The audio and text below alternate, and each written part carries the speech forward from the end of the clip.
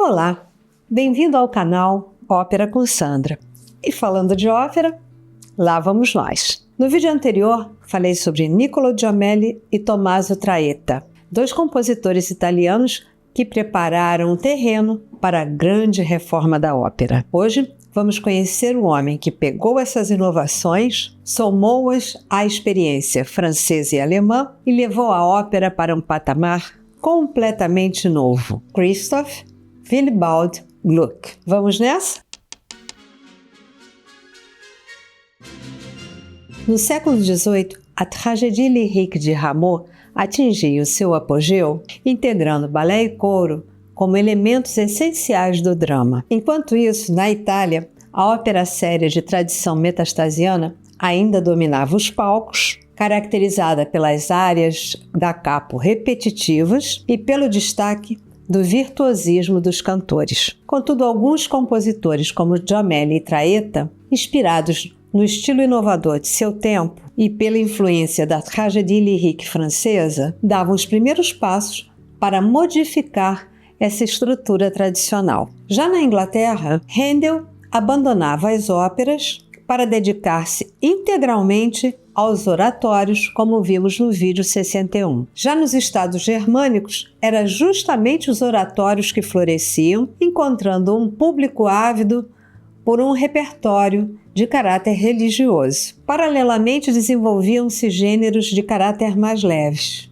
voltados para situações do cotidiano e frequentemente marcados por um tom satírico que refletia e questionava a sociedade do século XVIII. Conflitos sociais entre a aristocracia, a alta burguesia e seus criados eram trazidos pelo palco pela ópera buffa italiana, a ópera cômica francesa, a ballad ópera inglesa e o Singspiel alemão. Neste mesmo ambiente, o iluminismo soprava novas ideias, promovendo a busca por clareza, naturalidade e verdade afetiva. Tudo isso criava um caldo fértil para transformações profundas na ópera. E a ruptura mais significativa com a forma rígida da ópera séria italiana viria pelas mãos de Christoph Willibald Gluck, um compositor alemão que se tornaria uma das figuras mais centrais da história da ópera. Nascido em 2 de julho de 1714 na Alta Baviera, Gluck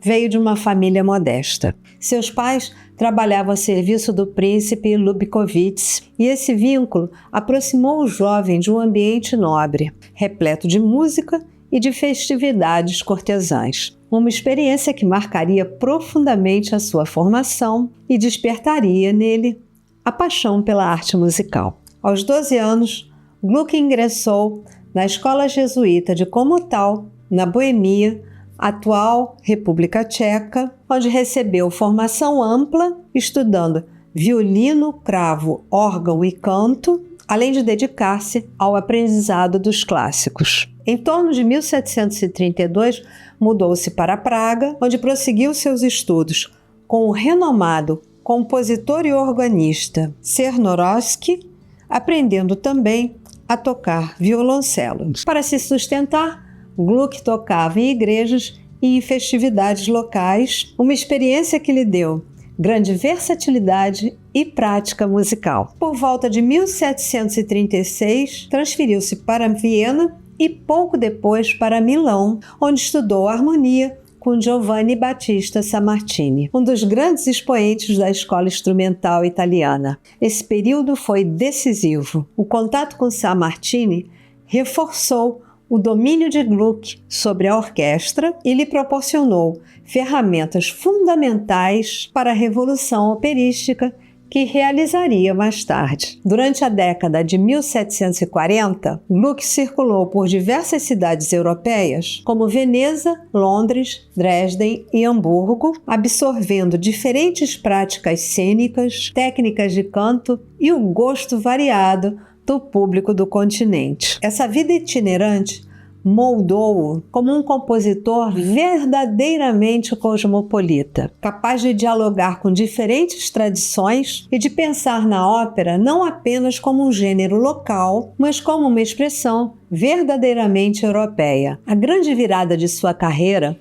ocorreu em Viena, quando em 1752 foi nomeado chefe de capela da corte. Naquela época, Viena era o coração do Império Habsburgo, governado por Maria Teresa, soberana que investia intensamente nas artes e fazia da música um dos pilares da sua política cultural. O ambiente vienense era profundamente cosmopolita. Conviviam ali óperas italianas, produções francesas, tradições germânicas e a música cerimonial da corte, oferecendo a Gluck um terreno fértil para amadurecer a sua futura reforma. Gluck compôs dentro de todos os estilos. Essa diversidade de gêneros e tradições ampliou a sua visão artística, permitindo que ele compreendesse de forma crítica a situação da ópera italiana de seu tempo. Ele percebia com clareza os problemas do modelo vigente, o excesso de virtuosismo dos cantores, os enredos frágeis e pouco coesos, fraca ligação entre música e drama, agravados pela rigidez dos libretos. Diante desse cenário, Gluck sentiu a necessidade de propor uma modificação profunda, elevar a ópera a uma forma de arte coerente em que música e drama estivessem inteiramente unidos em uma expressão verdadeiramente cultural. Para concretizar esse ideal, Gluck reuniu ao seu redor 4 colaboradores que partilhavam da mesma visão reformista. Entre eles, destacou-se Ranieri de Calzabini, poeta e libretista, seu grande parceiro intelectual, para quem a música deveria estar sempre a serviço do drama e não subordinada ao virtuosismo dos cantores. Os libretos de Calzabig distinguiam-se pela clareza e objetividade, privilegiando a ação dramática e a verdade emocional em lugar dos excessos retóricos da ópera séria tradicional. Essa simplicidade abria espaço para uma narrativa fluida, em que cada elemento da ópera contribuía diretamente para o desenvolvimento da história. Outro colaborador essencial foi o coreógrafo Gasparo Angiolini, que introduziu a ideia de que a dança não deveria servir apenas como mero entretenimento, mas como elemento narrativo indispensável. Foi ele o responsável por integrar o balé à ação dramática, criando momentos inesquecíveis, como a célebre dança dos espíritos abençoados da versão francesa de Orfeu e de Eurídice. Vamos assistir um trechinho dessa cena retirada da produção de 2008 do Palais Garnier em Paris, com coreografia de Pina Bausch.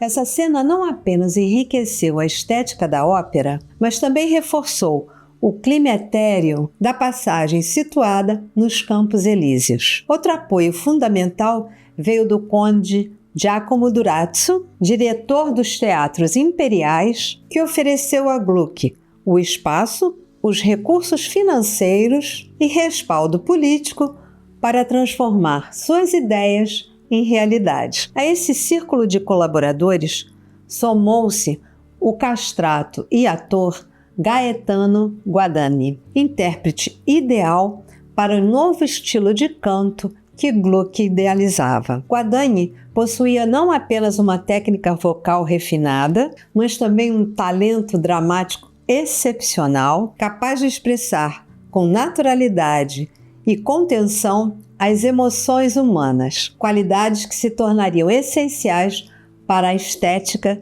da ópera reformada. Sua performance em Orfeu e Eurídice foi decisiva para consolidar este novo modelo de interpretação vocal, no qual o canto servia à verdade dramática e não apenas à exibição técnica. Com o apoio de Calzabig e Angiolini, Gluck lançou um movimento que ficaria reconhecido como a reforma da ópera. É importante destacar que seu objetivo não era destruir a tradição da ópera séria, mas renová-la, abrindo novas possibilidades, criando um espetáculo em sintonia com o espírito iluminista. A meta era restaurar a verdade dramática, alcançando um equilíbrio genuíno entre música e texto. Esta proposta rompia com o modelo rígido dos libretos metastasianos, que, embora amplamente respeitados por toda a Europa, já não correspondiam